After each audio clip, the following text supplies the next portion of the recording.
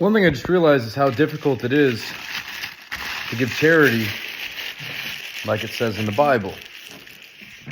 And it makes it very clear that we're supposed to give charity, and that men toil over work all year long, and yet they only reap half of it because they do not give charity. I believe that's in the final book of the Jewish Bible, Micah or something like that. I think it's the last chapter or last book.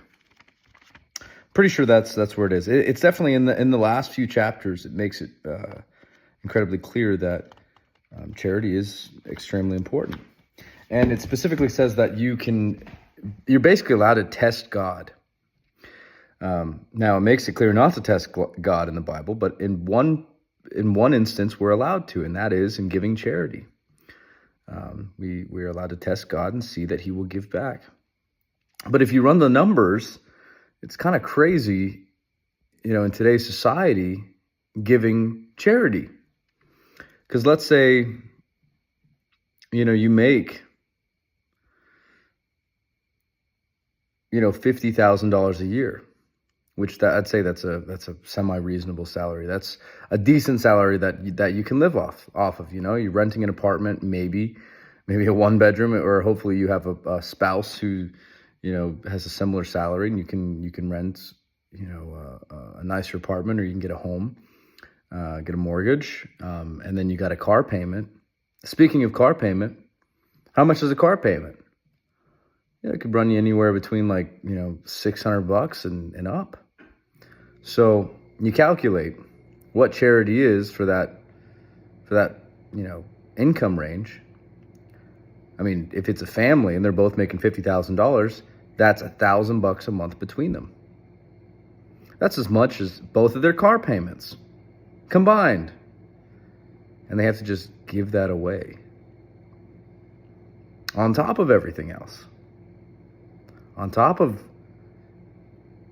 supporting their family, paying for food, renting the house, car payment, and whatnot. I mean, it's out there, I mean, I guess it depends on the perspective that you have. If you're looking from a strictly biblical standpoint, then that's great. It's good to be giving that $1,000 a month because it's all going to come back.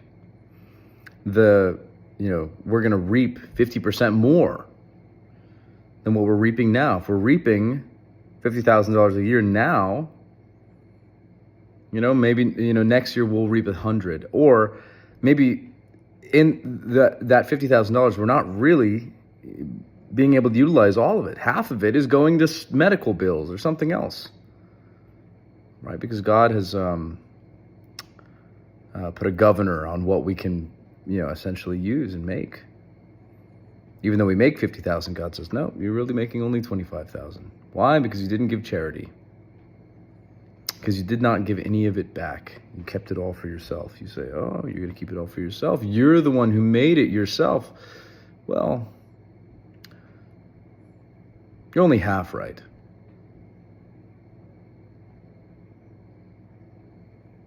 And if you're going to make it yourself, well, you take your half. I'll keep my half. Takes two to tango. It was you and me doing that work. But you want to say that you did it all by yourself? You go take your half and live off of what you made. So, it's incredibly important to give charity, but it is incredibly difficult to give charity. I mean, calculated it out. What is 10% of what you're making? Now, think about this, too. Should you only give 10%? Because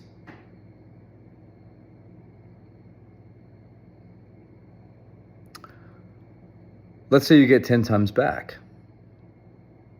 Just for the point of this, we'll stay with the $50,000 salary discussion. Keep it as a single person household. Make it $50,000. You're giving 10% every month. That's around $500. So then you get 10 times that back next year. What does that equal? $50,000. At least now you're making 100% of what you're making, but you're not making any more. You want to really test God, you give 20%.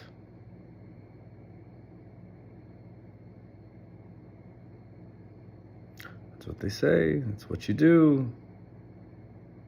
Because what's 10 times 20%? It's twice is what you're making. Now, it's incredibly difficult to give $1,000 a month on a $50,000 salary. It's not impossible. And where there's a will, there's a way. And whose will is it anyway? So,